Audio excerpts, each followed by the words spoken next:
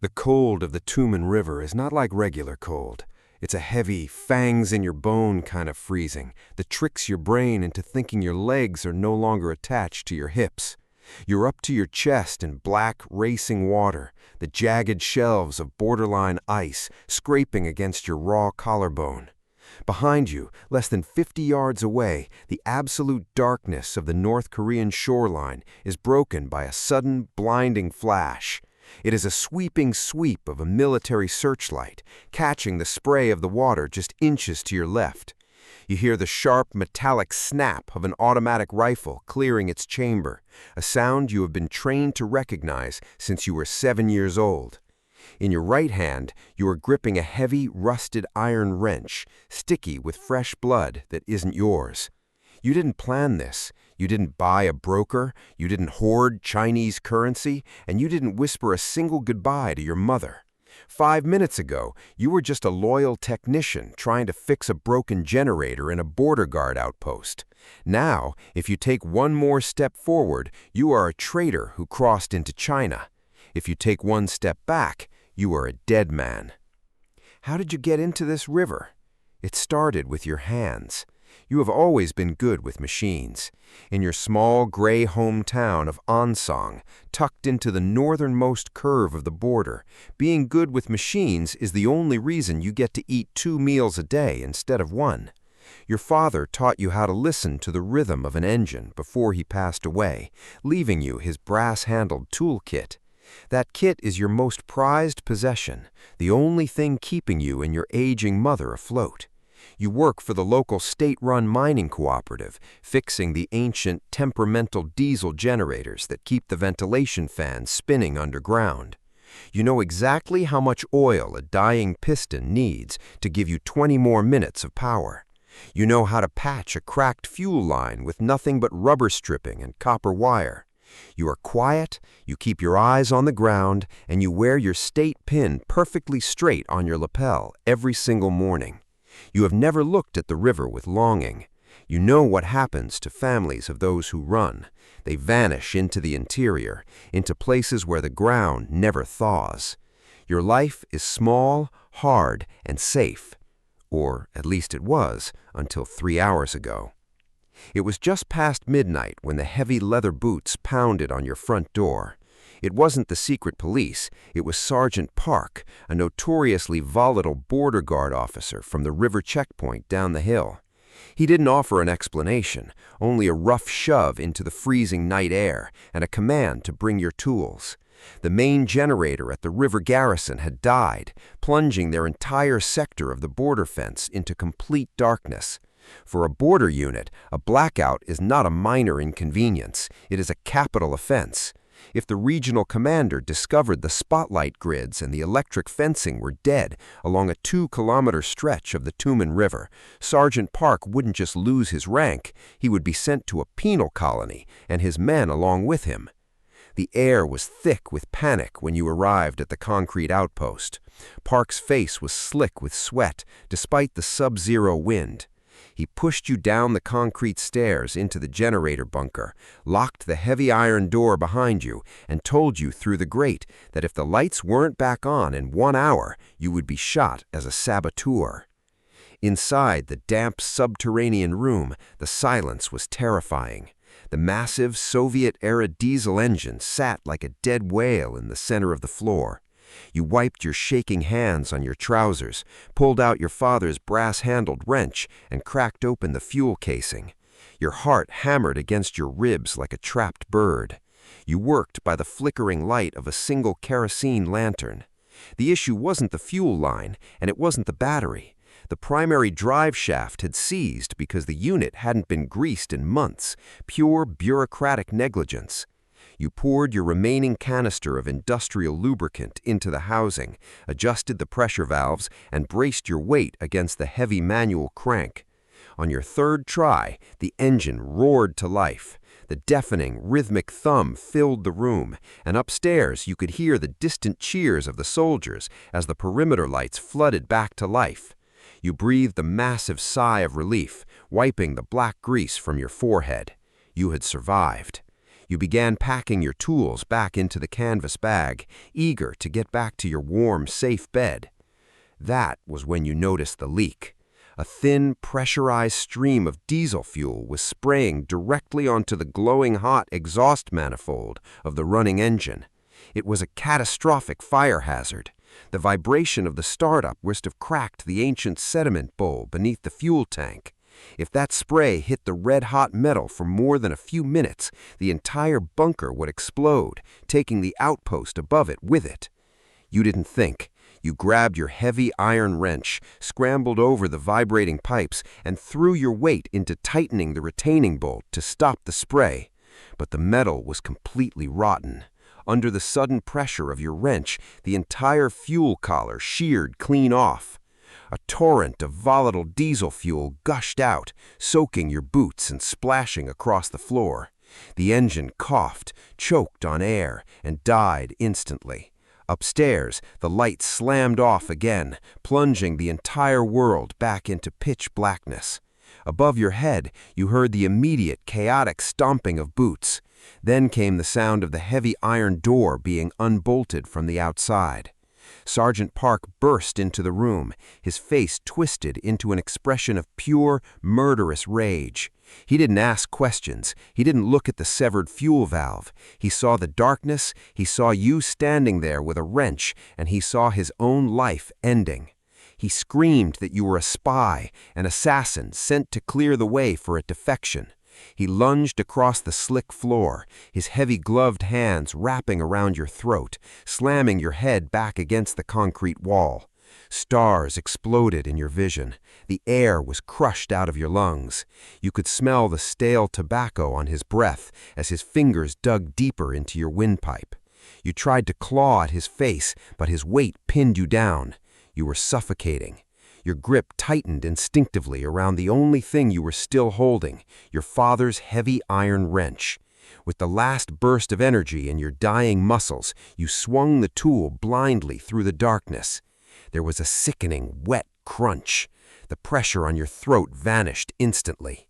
Park groaned, a horrible bubbling sound, and collapsed sideways into the pool of diesel fuel.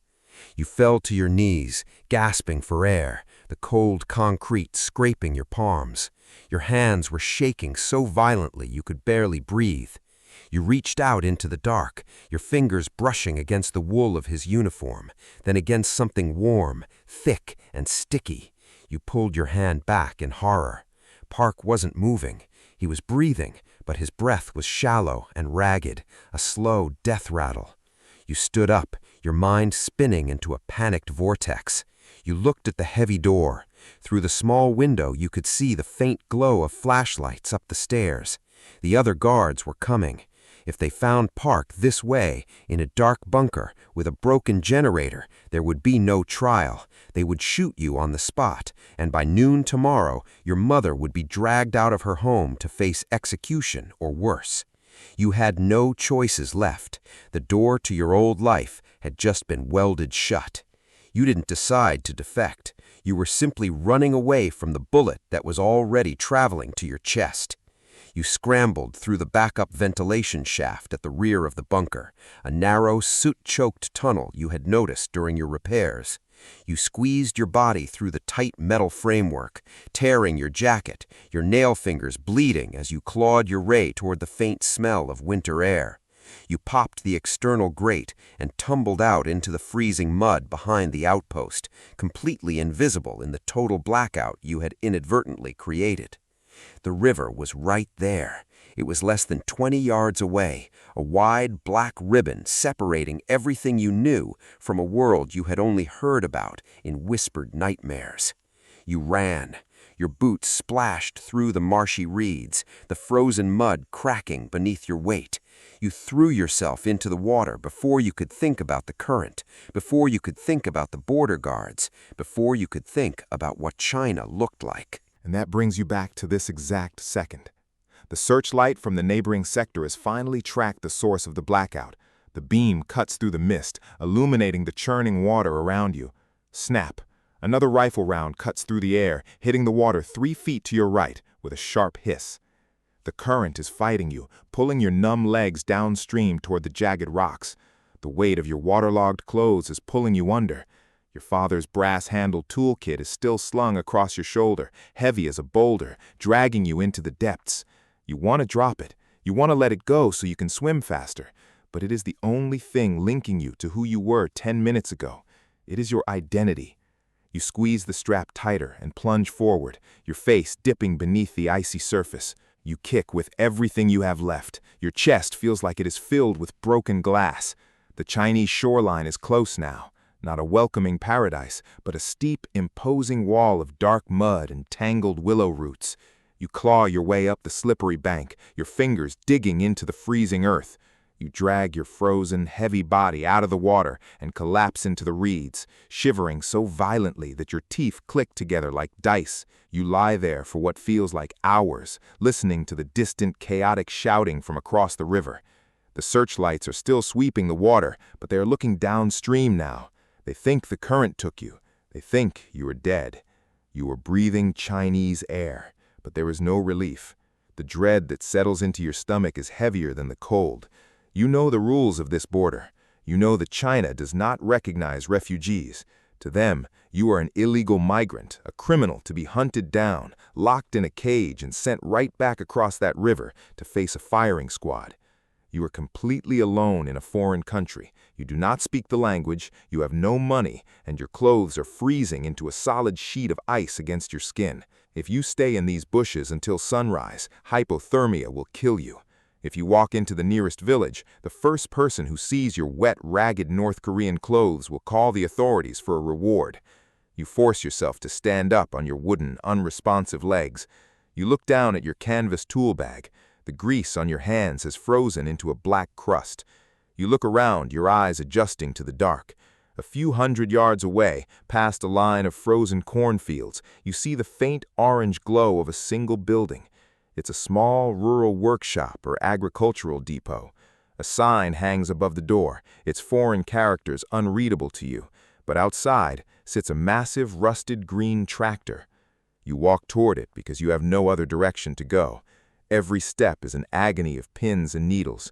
You reach the tractor, your hands trembling as you touch the metal hood. It's cold. This isn't a refuge, it's a machine. You look at the glass cabin, hoping to find a place to hide from the wind, but the door is locked tight. Through the window, you can see a small key slot on the dashboard, completely empty. You're about to collapse against the tire in despair when you notice a dark puddle beneath the engine block. You dip your finger into it and smell it. Diesel. The fuel line is disconnected, hanging loosely near the filter. The Chinese farmer must have been working on it before the sun went down and left it for the morning. Suddenly, you hear the distant, distinct sound of a vehicle engine approaching from the main road. Headlights cut through the trees, sweeping across the cornfield. It's a white pickup truck with a red light bar on the roof, the Chinese Border Patrol. They are doing their routine sweep, looking for anyone who managed to cross the river during the blackout. In 2 minutes, their headlights will wash over this yard. They will see you standing there, wet and shivering. Your mind goes entirely blank, replaced by a cold, survival-driven focus. You don't know how to speak Chinese, you don't know how to navigate this land, but you know this engine. It is a standard 4-cylinder diesel, almost identical to the water pumps you fixed in Ongsong for 5 years. You drop your canvas bag into the mud, your frozen fingers tearing at the buckles. You pull out your father's brass wrench. You don't have time to be gentle. You climb onto the front axle, your wet clothes cracking, and shove your hands into the dark engine bay. You grab the disconnected fuel line. The retaining clip is missing. That's why the farmer stopped. You need a clamp, something to hold the pressure, or the engine will never prime. You look into your toolkit, but there are no spare parts. The headlights of the patrol truck are turning into the driveway now, the beams reflecting off the metal barn walls. They are 50 yards away. You look down at your own chest, your state pin, the small brass badge with the faces of the leaders that you were forced to clean every single day of your life. With a sharp twist, you tear the pin from your lapel. You use the heavy pliers from your bag to bend the thick metal clasp of the state pin into a makeshift retaining ring. You shove the fuel line onto the nozzle, wrap the bent piece of state brass around it, and crimp it down with every ounce of strength left in your bleeding thumbs. It bites into the rubber. It holds. You jump down, scramble into the driver's seat through the open rear window of the cab, and look at the ignition. No key. You reach under the dashboard, tearing away the plastic casing with your bare fingernails until you find the thick wiring harness. You select the two heavy-gauge wires, live power and starter. The patrol truck is pulled into the yard, its bright high beams illuminating the entire side of the tractor. You can hear the doors of the truck opening. You can hear the heavy footsteps of the officers walking through the mud toward you. You strike the two bare wires together. Sparks fly into your face, biting your eyes. The starter motor groans, turns over once, then dies. The footsteps stop. You hear a sharp command in Chinese. A flashlight beam hits the side of the tractor mirror. You press the wires together again, holding them, praying to a universe you have never believed in. The engine coughs, swallows the fuel through your bent state pen, and roars into life with a deafening, smoke-belching rumble. The flashlight beam drops in surprise. Before the officers can react, you slam the heavy manual gear lever into reverse and stamp on the accelerator. The massive rear tires bite into the frozen mud, spraying dirt across the patrol truck's windshield. The tractor surges backward, crashing through the flimsy wooden gate of the depot and spinning onto the dark, unpaved back road. You slam the gears forward, the engine screaming as you accelerate into the pitch-black night, leaving the flashing lights and the river behind you. You are driving a stolen tractor through a country you don't know, toward a future you cannot see. You have no money, no documents, and no way back. You have lost your home, your country, and your family. But as the wind whips through the broken cabin window, drying the sweat and the river water on your face, you look down at your bare lapel where the pin used to be.